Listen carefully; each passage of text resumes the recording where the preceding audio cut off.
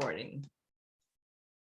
Hi, Okay. this is Marcia again from Prophetic Words from someone I know, and today's going to be a little bit different. I've got somebody, I've known this lady for many, many years. She's from Eswazi. I think I'm saying that right, Elizabeth. And it used to be Swaziland, right? Yeah, that's how it used to be, Swaziland. Now it's called Eswatini. Eswatini, okay. And she's from Africa.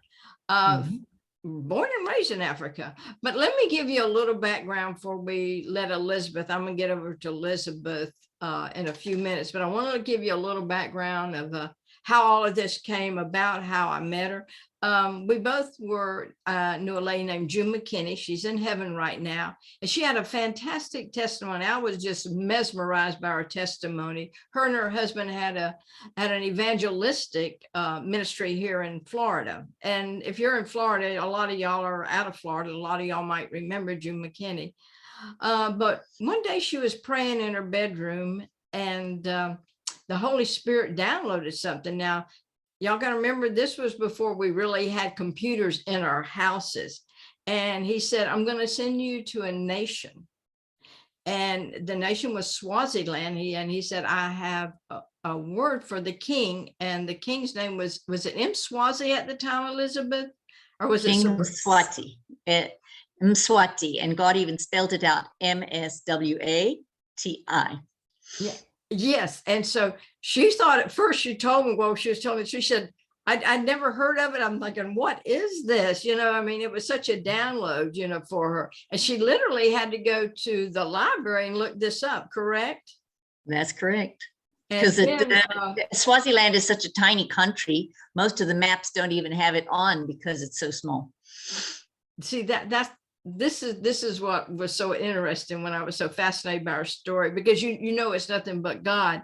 And so she said she had to go look it up, and how was she going to get up there? But she was invited to speak in Johannesburg, correct? Yeah, next to Johannesburg, I believe it was Pretoria, which was the capital. Yeah, so she was only about a couple of hours from Swaziland? 5 hours drive. And so she was there and she did the ministry she was supposed to do in Pretoria. And then she found a driver, and she found a car, and paid the man to drive her to Eswatini, or to Swaziland as it was then. Okay, she arrived at the George Hotel. And as she was going into this hotel, which was not the best in town, but it's okay. She was going in, and God spoke to her and said, there's the man leaning on the counter who's going to help you go to the king. So she went over to the gentleman and she introduced herself and said, my name is June McKinney, and you're going to take me to the king. Well, that's not the easiest thing to do. So they spent the next day praying together. And that evening she went to the church. And they had a service, and one of the ladies in the church had called in saying she was sick. And so they went to go and pray for her after the church service. And when they prayed for her, she was instantly healed. And turns out that that lady happened to be the protocol officer for the king. So the next day she goes to work, and the king says, how come you got better so quickly? And she says, well, this lady from America prayed for me. Well, who's this lady? Well, she says she's come here because she's got a word for you. So that evening she was able to go and meet with His Majesty. Now, see, that's to me is supernatural. Let me just compartmentalize this. She's in America. Okay. She gets this, you're going to Swaziland, the king's name. Actually, the Holy Spirit spells it out. Yeah. She gets over there to Victoria. She gets in a car, drives to this little tiny nation, meets a man that she knows nothing about. He's a pastor. Says, you're taking me to the king. And the man thinks, oh, yeah, right, lady. Now, June was blonde-headed, real fair complected, and everything. But and so anyway, the lady comes, then she ends up at the king's palace, basically. And the king has several wives. But one thing before we go on, didn't King Nswazi's father, Sabolo, had a dream or something about the coin and the book? Okay, that dream was not his father. It was several generations ago, because it was like 175 years ago now. And so the king at that time, his name was Somhlolo, And I actually have a book here. You can take a look at the title. So it says King Somhlolo, and it's actually written in Siswati. It's a children's book with all the little pictures and drawings. Oh, wow. Yeah, so it's pretty neat. And so it's quite amazing because God visited this king while he was resting on top of the mountain, which is the mountain behind where we live now. And there's a rock. He was resting in the shade, looking out over his country. And and God showed up and stood in front of him, and I was holding a coin in one hand and a book in the other hand. And so the king asked what was he about, and God said that he was to take the book, which in our language is called the Umkulu, and eat it on the inside, and then the nation would live, but just ignore the coin. So there were these white people coming. Well, I didn't say white people. He said people with pointed noses and straight hair like the tail of a horse. And so these people were going to come, and some of them would have coins and some of them would have the book. So the king recognized this was an unusual visitation. And so he called the entire nation together, which they used to do by a little bit like, I think it's American Indians. They used to do fire blazes on the top of mountains. Smoke screen. Yes, and I think in America they sent smoke signals, yes. Whereas here it would be the flame, and they would put a blanket or a shield over the flame and cause a message to be sent to different people. So he called all the nation together, and he told them that God had visited. And at that time, the country understood by tradition that there was this great God, Nkulunkulu, this great, big person. Like a great big grandfather. And the other name they called him was the one-footed one, because up in the north of the country, there is a molten rock that when it's solidified, it has one footprint with 5 toes, but it's huge. I could put like 5 of my feet into the 1 foot. So they believed that he visited the country every now and then. And so this was one of his visitations. And so he called everybody, told everyone, and not many years later, he passed away. And his grandson or son, I think it's grandson, was taking over the leadership of the country. And things were not going too well because everything here is done by relationship. So he was young. He didn't have all the relationships that were needed. And so somehow the conversation came back up, but you remember God visited us and told us to go and get the book, and then the nation would live. So he sent his people out south of us to KwaZulu-Natal. And they went to a town near what's called Greytown today, and went to the king of Zululand's homestead and said, we've come here to find white people, or the people with the pointed nose and the straight hair, who have the book. And so it's actually recorded in one of the European guys who happened to be visiting there from the British government. He recorded that these people arrived. The name of the guy was Mzebele. And there was nobody there really with a book other than this one white guy who was kind of a government official. So they sent him to what's called Tabanchu, which was a Methodist church mission. And when they got there, the Methodists said, oh, but Swaziland is not on our agenda. They said, well, we can't go home and tell our king we failed. So we will just wait here until you decide Swaziland is on your agenda. So, of course, then they had another meeting and they decided, okay, we will find somebody to go with you. So the regiment or the warriors from Eswatini came back with a white gentleman whose name was Reverend Allison, and 2 Sotho-speaking evangelists from Basotho land at that time, but now it's called Lesotho. So they came on foot. I mean, if you drive, it's a good 17, 18 hours to drive now. So they came on foot, must have taken them weeks to get here, and reported to the king in the south of Swaziland and said, here we are with the book, and we are here. Because he said, when the king sent them, he said, don't just bring the book because we don't know how to eat it. We need the people to come and teach us how to read it. So missions began with literacy and the word and evangelism and preaching and also healing. So it was like, you know, the 3 things Jesus did: preaching, teaching, and healing.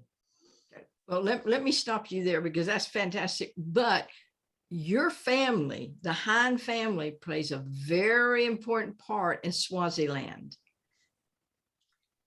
Yeah, Swaziland, because it was little and because it was a kingdom by itself, it's located kind of like in a basin surrounded by mountains. So on the north and on the east and on the west, there are high mountain ranges. And then the center is kind of middle level and then low level flatland. Okay, so we're kind of not easily visitable. Okay, so We're kind of what hid. was And in fact, if let me stop you. In fact, I looked up the motto and it says, "We are a fortress. We are a mystery. We yes. are ourselves. We hide ourselves away. We are powerful ones." Then the anthem is, "Oh God, bestower of the blessings of the Swazi." Amen. Amen. So, but what was happening in South Africa at the time, Southern Africa, I should say, the Portuguese, the Dutch, the English were all squabbling over land at the time. And so there were these bunches of gun-carrying people coming through here and fighting each other. So King Sobhuza, who is the father of our current king, went to London, England, by ship with his top hat and his suits and his walking cane, and went in to see Queen Victoria and asked her, would she please come and protect our country from all these white people who don't seem to know how to behave. So Britain, Queen Victoria agreed to make it a protectorate, not a colony. So it was never colonized. It was never defeated. It was never in any war. And so Britain came to be the protector of the nation from the disputing, despicable people who didn't know how to behave. Anyhow, I like that. Anyhow, go forward. One day, my grandfather, who had been in World War I, just come back, saw a tiny little piece in the newspaper saying that there was a country in Southern Africa called Swaziland, and it was a British protectorate, and people were dying of typhoid, diphtheria, and malaria. And in 1914, 1915, those were treatable diseases. We already had the medicines for those things. So he thought, this is really bad. How can it be a British protectorate and Britain has these medications and these people are dying?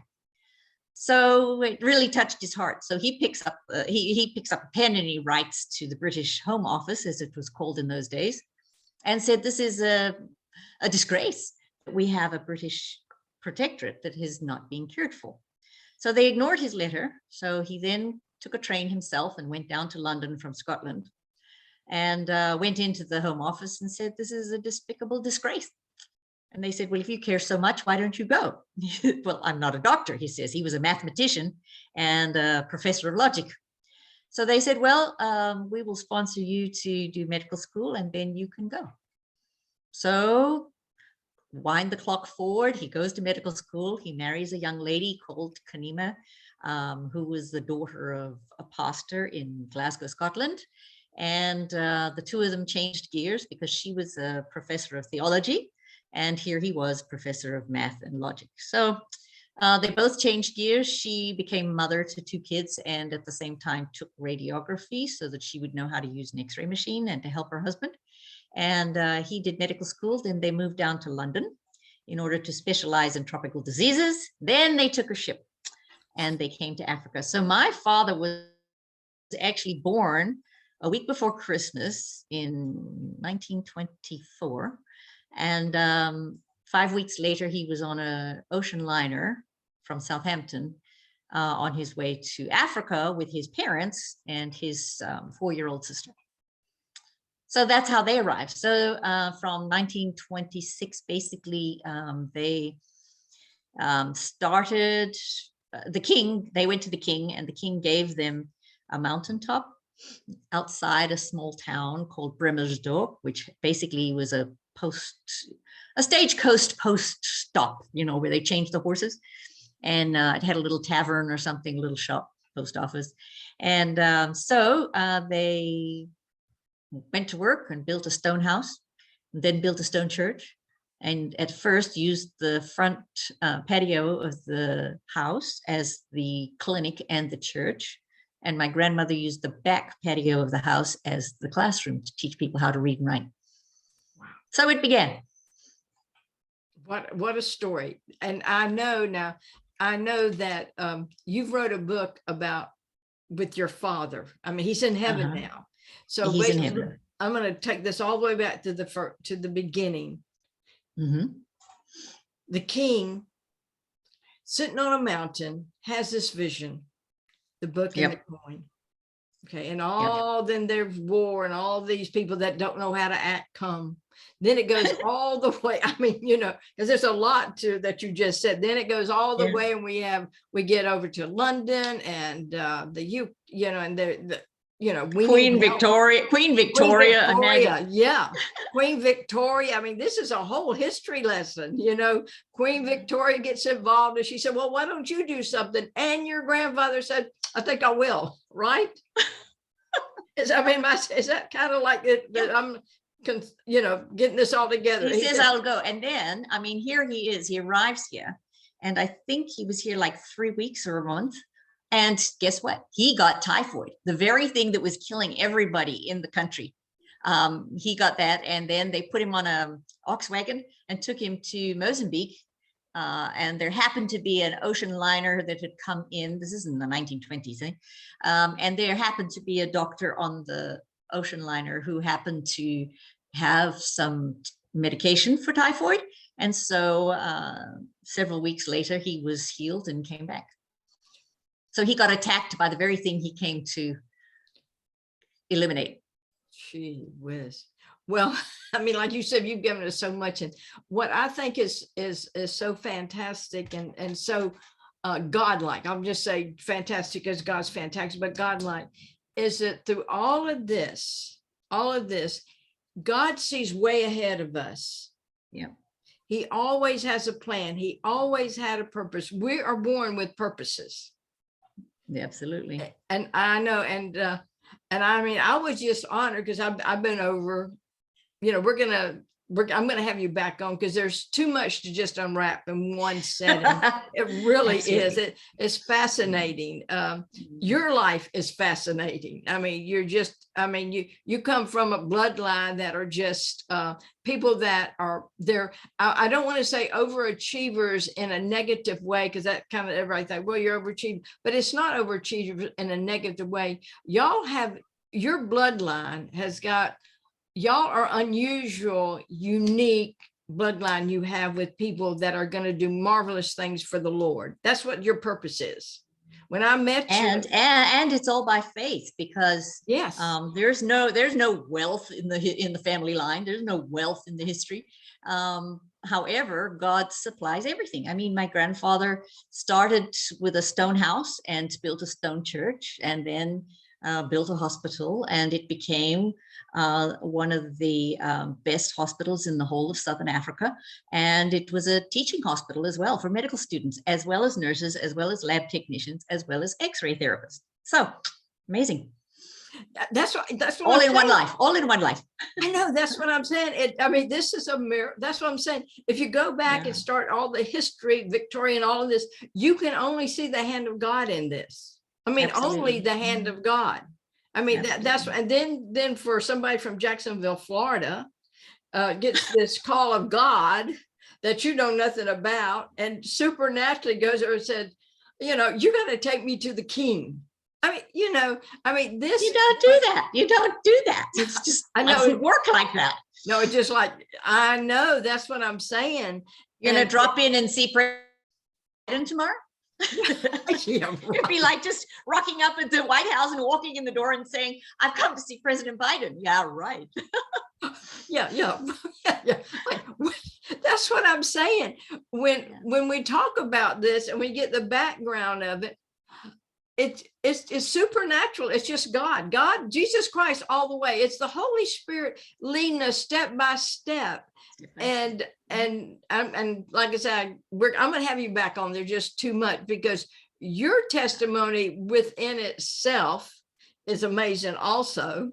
But I can say this, because I've been over to Swaziland. I've seen the mountain, and I just almost bring tears to our eyes, because what God has done, and with the children, because an orphanage well, I don't know. It's a center. I don't think we call it an offering. It's where you bring the children's kids, the center, children is, and if people, because y'all are hidden, and I want y'all to be exposed, because if people would know what's on that mountain, I call it the mountain of God. It is. It is. It is total. Not like any other place I've ever, when you talk about, I mean, there in Africa, there's plenty of orphanages and people are doing such great works there. I mean, I'm not taking from them, but y'all's mountain is an unusual work. And when God first showed me what we were going to do, he didn't tell me where. I had no idea where. I could see, when I had the vision, I could see what it looked like. But I mean, I didn't have any identity as to where it would be or how it would be. And I had no idea that on this very mountain is where God put both his feet to talk to the king. I mean, this very mountain right behind our very house. I mean, I know how in the world can that happen? It's just totally God's planning. And then, I mean, like later on this month in July, the month of July on the 22nd, we're going to have a children's celebration to go through our history so that the kids actually get to walk and touch the rock so that their history actually can come alive, not just their grade 5 book that tells them this happened, So it's cool. I know that's what I'm saying. I call it the mountain of God. I mean, I that's what I've always called. Remember, whenever you talk, I've always, if I rewrite, so I said, how are y'all in the mountain of God? Mountain of God. That's right. Because it is the mountain of God. I mean, and God really put his feet on that mountain. Yep. And put both feet on this mountain. My gosh. Not many places on earth where people have seen God do that. I know. I mean, and it's just, and y'all have survived in the worst of worst times, because I know that the children y'all take in, we're gonna eventually, because like I said, I'm gonna definitely have you back because they've got to hear some of these children's where they came from and where they are now. It's totally it's mind-blowing. Hallelujah. Yeah.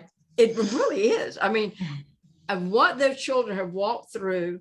And now we have, I think Caleb is in Hawaii and studying. Caleb's in school in Kansas City at the International House of Prayer. Okay. And he was one of your first ones, wasn't he? Him and Deborah? Well, Deborah and Joel and Anna were the first 3.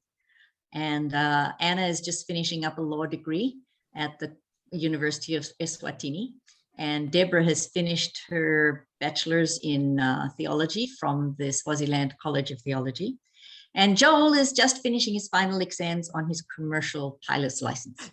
I know. See, this, like I say, I just want to try, because I can remember they were just little.